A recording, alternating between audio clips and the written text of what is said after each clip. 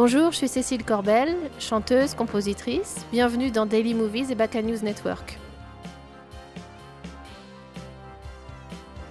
En Suisse, non. J'étais déjà venue à Polymanga, ça doit dater de 2011, donc ça date un peu. Et puis j'ai eu l'occasion de me produire en concert parfois en Suisse, parce que je joue assez souvent dans l'Est. Est de la France, Allemagne, Suisse. Donc c'est des régions que je connais un peu. Ah, alors oui, c'est vrai, j'aurais pu le dire. Moi, je suis harpiste, je joue de la harpe celtique. Ça peut paraître assez exotique comme instrument, mais moi, j'ai grandi en Bretagne où c'est un instrument relativement banal. Donc c'est vrai que je pense pas à le présenter, mais il est peut-être pas aussi connu et populaire qu'en Bretagne, en Suisse.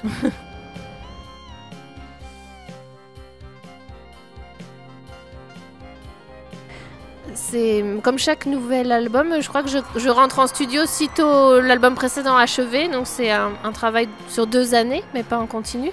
Enregistrement de chansons, il y a 19 chansons sur ce disque-là, des duos, des collaborations, donc c'est 2 ans de ma vie et ça vient de sortir la fin mars, donc c'est tout frais.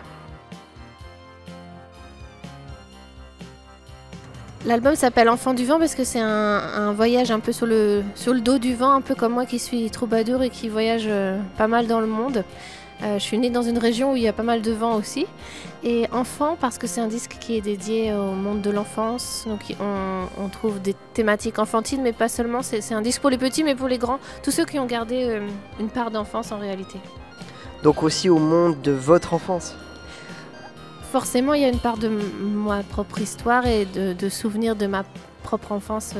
J'ai grandi dans le Finistère, donc il y a un côté mémoriel, mais c'est surtout un disque pour accompagner la vie quotidienne, donc du réveil jusqu'au coucher, pour accompagner... Il y a des moments un peu dansants, joyeux, il y a des moments plus recueillis, plus intimes, autour de thèmes liés à l'enfance.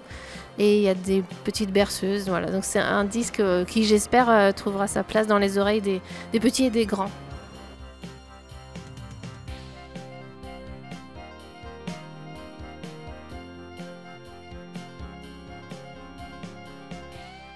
L'histoire avec Arrietty, elle a presque 10 ans maintenant, mon histoire avec les studios Ghibli, mais elle continue de m'accompagner beaucoup parce que j'ai eu vraiment beaucoup de chance de me retrouver sur la bande originale du film. J'ai créé toutes les musiques d'Arrietty.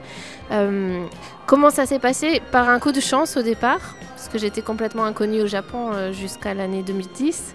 Le producteur en chef des studios Ghibli, Toshio Suzuki, a reçu un disque que j'avais envoyé un peu à l'aveuglette à l'adresse des studios.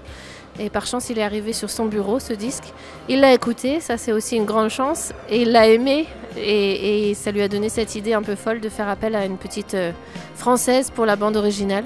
Et je me suis retrouvée dans cette aventure. C'est 2 ans de création pour les musiques avec le studio Ghibli. Donc beaucoup d'allers-retours entre Japon et France. Et depuis, Arrietty, elle fait partie vraiment de ma vie. Elle me porte bonheur. Puisque aujourd'hui encore, si je joue à Polymanga en 2019, c'est grâce à Arrietty, je pense. Quand on me pose cette question sur mon instrument, j'ai l'impression que c'est plutôt la harpe qui m'a choisi et j'ai pas d'explication très rationnelle. Là où j'ai grandi, donc à la pointe du Finistère, c'est un instrument qui est assez répandu cependant et c'est un vrai coup de foudre en réalité entre l'instrument et moi. Donc comme tous les coups de foudre amoureux, ça s'explique pas trop. J'ai eu une envie irrésistible de jouer. J'étais adolescente, le journal est tombé. Je vais le reprendre. Donc c'est un vrai coup de foudre avec la harpe.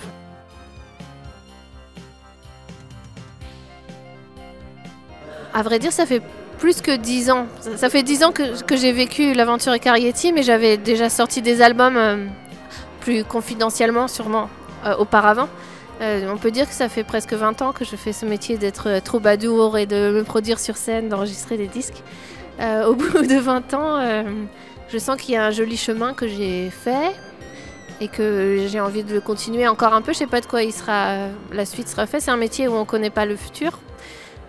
Pour l'instant, je m'amuse encore beaucoup, donc j'espère avoir gardé l'envie et l'innocence de mes débuts.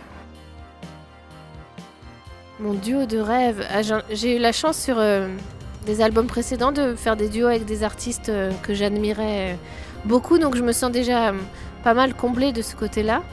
Donc, le prochain duo, j'en rêve pas encore. Je pense que c'est un jeu de rencontre en fait, la vie dans la musique surtout. l'aventure que j'ai vécue avec Arrietty, c'était grâce à la chance et aux rencontres. Et les gens que je croise sur mon chemin, c'est souvent le hasard qui les place. Donc le prochain duo, il va sûrement avoir lieu suite à une rencontre au hasard. Peut-être à Montreux aujourd'hui, peut-être dans un an, j'en sais rien du tout.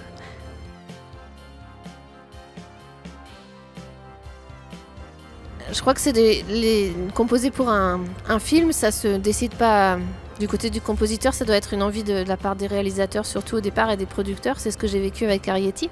Entre-temps, moi j'ai composé pour le cinéma, mais côté français, sur un documentaire animalier qui s'appelait Terre des ours, et ça a été une expérience vraiment très très différente. Donc là, si je devais à nouveau composer de la musique pour de l'image, c'est sûr qu'on a tous des paillettes dans les yeux quand on entend des noms de gros studios américains, mais j'aimerais que ça aussi ce soit logique et que ce soit une rencontre entre un réalisateur et moi. Donc je peux toujours me prendre à rêver de composer pour Star Wars, mais ça n'aurait peut-être pas grand sens s'il n'y a pas avant tout un coup de foudre et un coup de cœur entre des personnes qui auraient envie d'avoir ma musique. Donc j'enverrai pas mon CD spontanément, ça a marché qu'une fois ça pour Arrietty. Donc faut pas tenter trop la chance comme ça. J'ai eu la chance de travailler avec un orchestre symphonique, mais qui jouait mes musiques. C'est une expérience assez forte parce qu'on est porté par 40, 60 musiciens même qui jouent vos musiques. Donc c'est quelque chose que je referai avec plaisir. C'est une question méchante ça. Je vais faire une réponse qui va paraître banale, pourtant elle est sincère. Hein. Moi, avant de composer la BO d'Arrietty, j'étais fan absolue de leurs films et en grande partie fan absolue à cause de l'univers musical qui accompagne leurs films. Donc je reste extrêmement admirative et fan vraiment de Joe Hisaishi et de ce qu'il écrit quand il compose pour Miyazaki, mais même en dehors de certaines BO qu'il a fait lui pour le cinéma. Je crois que c'est vraiment une écriture qui me touche très sincèrement.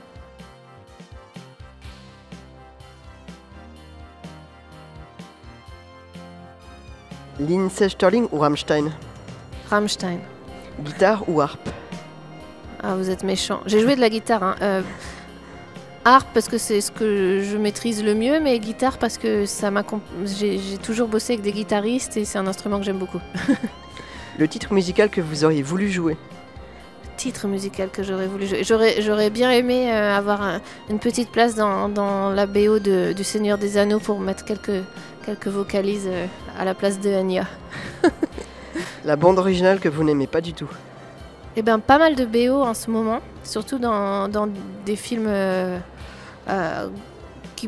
qui sont des films d'aventure où je trouve qu'elles finissent par toutes se ressembler. Et je trouve ça dommage qu'il n'y ait plus de grands thèmes musicaux très très mélodiques et forts, que souvent la musique est un peu déjà vue. Alors je cite aucun nom parce que c'est une sensation que j'ai très souvent en ce moment au cinéma. Voilà. Donc moi j'ai pas entendu de BO qui me fasse vibrer depuis Seigneur des Anneaux ou Harry Potter. Ghibli ou Pixar? Ghibli. Arrietty ou Heidi? C'est méchant, il faut que j'honore ma petite Arrietty, je dis Arrietty. Hans Zimmer ou Vladimir Cosma? Cosma. Monteverdi ou Loreena McKennitt? Ah, j'aime beaucoup les deux. Loreena McKennitt. Harpe celtique ou harpe de concert? Harpe celtique, évidemment. Et enfin, dans une salle de cinéma, vous vous placez où pour mieux apprécier la musique? Pas tout à fait en haut. Je veux dire premier tiers en haut, au milieu. Merci d'avoir répondu à nos questions alors. Merci beaucoup pour cette interview.